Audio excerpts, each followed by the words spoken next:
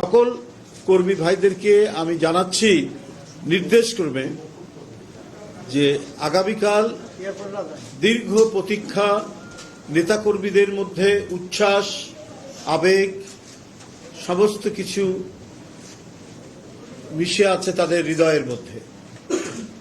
অভ্যর্থনা জানানোর জন্য আমাদের প্রিয় নেতা বিএনপির ভারপ্রাপ্ত চেয়ারম্যান জনাব তারেক রহমান, আপনারা ইতিমধ্যেই আমাদের অভ্যর্থনা কমিটির আহ্বায়ক জনাব সালাউদ্দিন আহমেদ সাহেবের কাছ থেকে শুনেছেন যে তিনি আগামীকাল বাংলাদেশ বিমানে করে আসবেন। তার বিমানটি প্রথমে ল্যান্ড করবে বাংলাদেশের ভিতরে সিলেট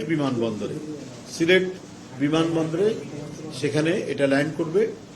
আপনাদের মাধ্যমে আমি যেটা জানাতে চাই যে সিলেট মহানগর এবং সিলেটের আশেপাশের জেলাগুলো বা সিলেট জেলার কোনো নেতৃবৃন্দ কেউ অহেতুক বিমানবন্দরে ভিড় করবেন না, বিমানবন্দরে সেখানে যাবেন না।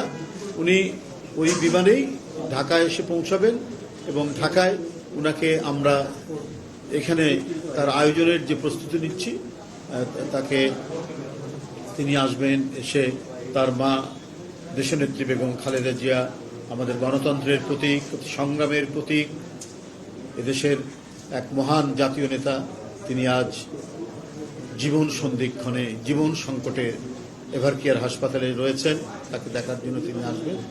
দেখার পথে, দেখতে যাওয়ার পথে তিনি দেশবাসীর উদ্দেশ্যে শুভেচ্ছা ধন্যবাদ জানাবেন।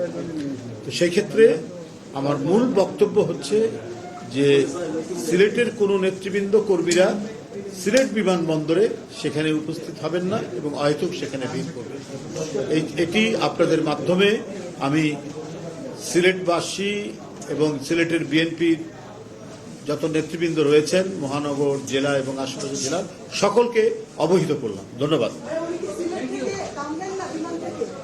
আমি যতটুকু জানি সেটা ওইখানে কি অ্যারেঞ্জমেন্ট আছে সেটা আমি বলতে পারবো না, তবে না নামারই কথা, নামলেও তিনি ওই ইয়ের মধ্যেই থাকবেন।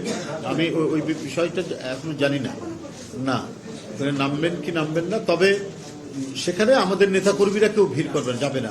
তাদেরকে অনুরোধ করবো তারা সবাই ঢাকায় চলে আসবে, ওখানে কেউ যাবেন না। এটা আমি নির্দেশক্রমে জানাচ্ছি আর কি। এটা অবশ্যই যেন তারা সেই জিনিসটা যথাযথভাবে এই নির্দেশটা তারা মান্য করেন, মেনে চলেন। ধন্যবাদ।